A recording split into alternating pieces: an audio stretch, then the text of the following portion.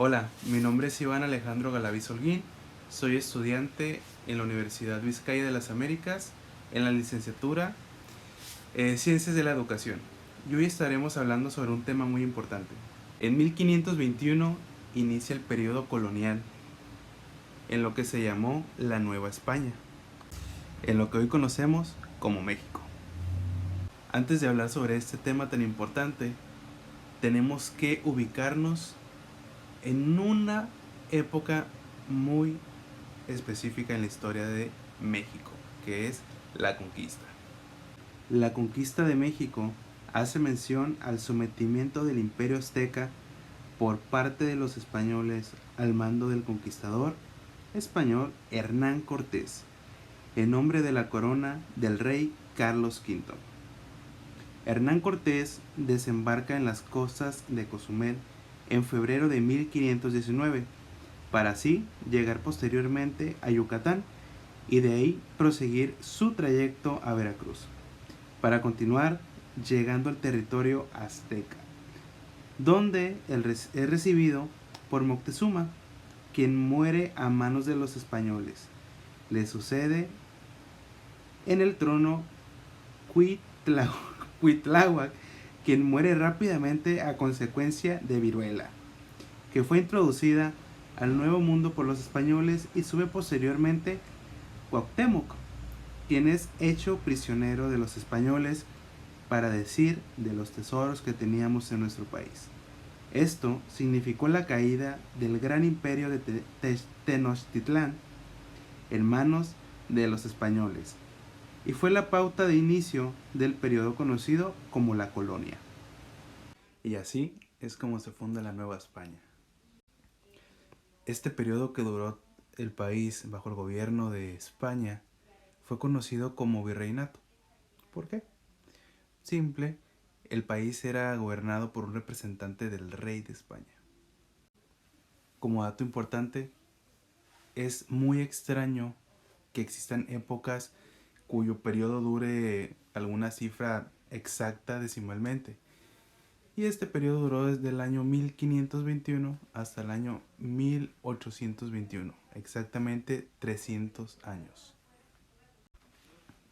La importancia de la época de la colonia es determinante tanto para la historia de nuestro país como nación independiente, como para la historia de todo el occidente, ya que a partir de este momento la religión católica ganó nuevos e importantes territorios, cambió el lenguaje, la traza de las ciudades, las manifestaciones culturales y artísticas, y se inició el mestizaje, es decir, la mezcla entre los conquistadores y los conquistados, combinación que definió el carácter actual que tiene hoy todas las naciones llamadas latino o hispanoamericanas. Ahora sí, lo que realmente nos interesa saber, ¿cómo fue la educación dentro de la época de la colonia? El sistema educativo fue desarrollado como un fenómeno urbano o citadino. Hizo a un lado a la gran población indígena. La educación colonial se realizó en dos sistemas, el universitario y otro de estudios menores. La universidad fue fundada en el año 1551 y en ellas solamente se le daba la importancia o tenía relevancia a aquellas carreras relacionadas al derecho civil o las leyes, dejando de lado la parte artística.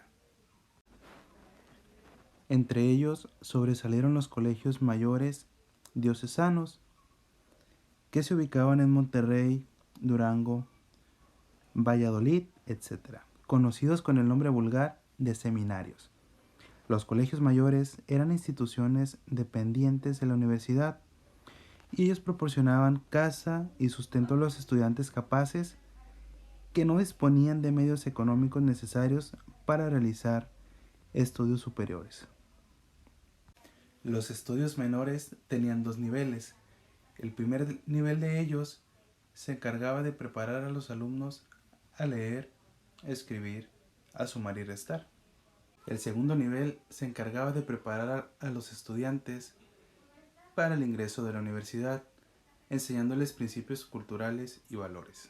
Como dato interesante, estas escuelas eran conocidas con el nombre de primeras letras, primera educación, así hasta llegar con el nombre que conocemos actualmente, escuelas primarias. La educación que impartían los franciscanos a los indios fue de tipo elitista. Pensaban que los indios, hijos de caciques, debían educarse, pues formaban la clase dirigente y ellos irradiarían el saber, la religión y las buenas costumbres a sus subordinados. La primera reforma educativa surge a través de la necesidad social y es dirigida por una corriente humanista. En esta época se contaban con la cantidad de 34 escuelas. Es hasta el año 1791 cuando las escuelas habían disminuido a solamente 11. Los nuevos programas plantearon que la educación fuera gratuita. Señalaba que ningún bien más sólido podía preocuparse que la educación popular. Esta lograría el adelantamiento de la industria, desterraría la mendiguez y quitaría el apoyo de los vicios. En fin, la educación haría del hombre un miembro útil del Estado.